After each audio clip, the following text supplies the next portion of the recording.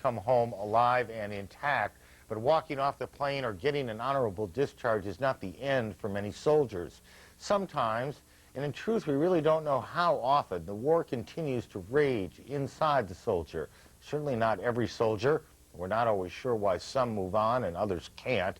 What you're about to see is the story of two men who know all too well how war can linger in the worst of ways. It's reported from Los Angeles tonight by CNN's Frank Buckley. For two different veterans Hi, my name's Chad Ryber. of two different wars, Shad me, Shad.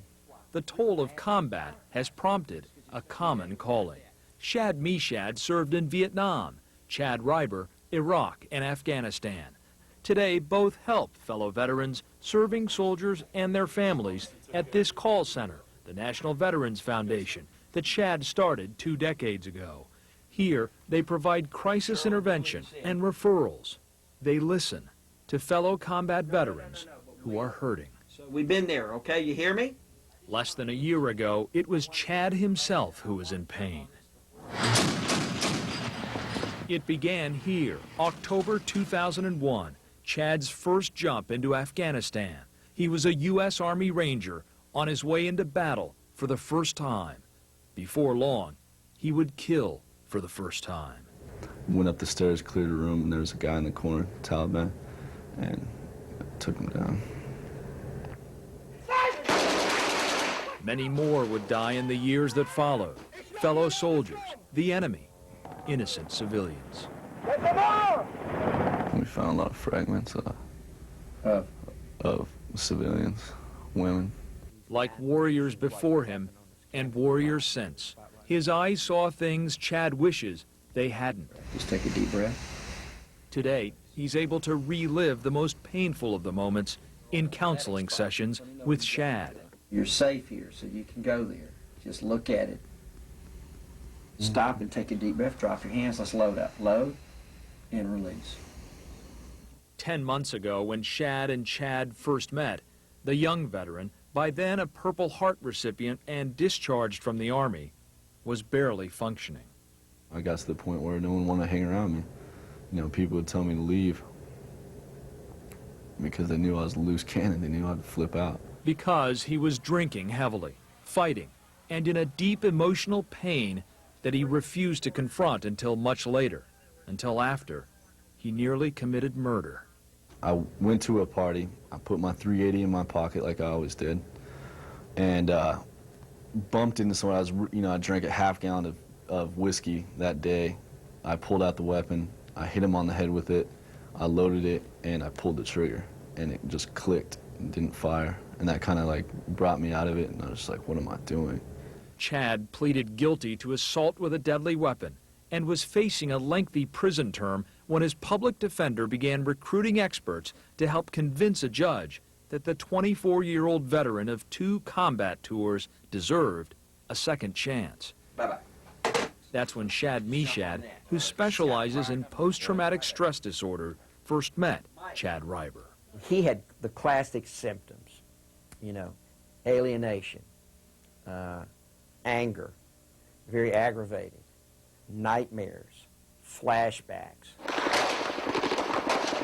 Many of the symptoms had actually surfaced during his military service, but he never once sought help from a counselor or therapist. That's the last thing you want to be, is a weak guy on your team. It's very frowned upon, and you wouldn't be respected by anybody if you ever did that. Chad's view is consistent with those of many combat veterans from Iraq and Afghanistan who participated in an Army study published last summer in the New England Journal of Medicine. Roughly 1 in 5 combat veterans surveyed said they struggled with a mental health problem, but only a quarter of those with problems got help. They said one of the biggest obstacles to getting it is the stigma attached to those who do. I think that there is a perception that all of those things are true. If you seek mental health care, you're weak, your career is over, that this is going to be perceived by your buddies that you're not reliable. I don't think that that's true.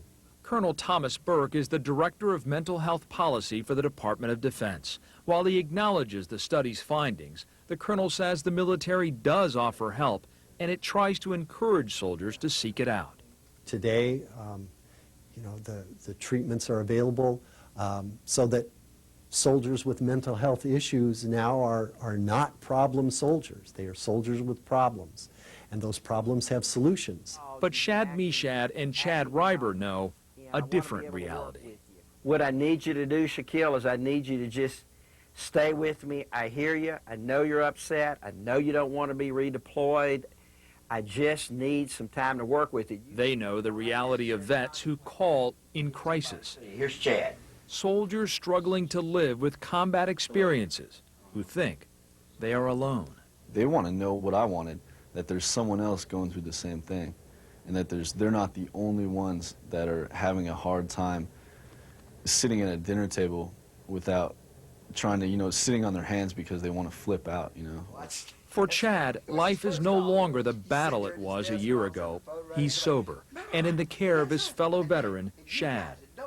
When you see that Chad today and know where he came from, what is that like for you?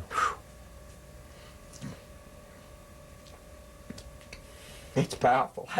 I never thought I'd get this. I'm proud. But it's the prospect of the untold thousands of others whose struggles haven't ended that drives both of these veterans of two different wars. These are tears of joy.